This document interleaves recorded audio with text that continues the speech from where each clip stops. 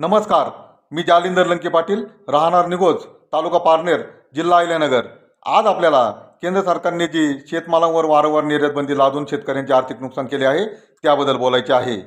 गुजरातचे मुख्यमंत्री असताना नरेंद्र मोदी यांनी तत्कालीन पंतप्रधान मनमोहन सिंग यांना पत्रव्यवहार करून शेतमालावर कोणत्याही प्रकारची निर्यातबंदी लादू नये, त्यामुळे शेतीचे कारण बिघडेल अशा प्रकारची विनंती केली होती.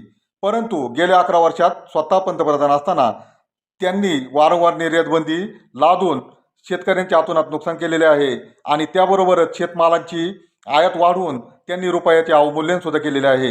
त्यांनी एकदा जाहीर करावे की शेतकरी हा मेक इन इंडियाचा भाग नाही का.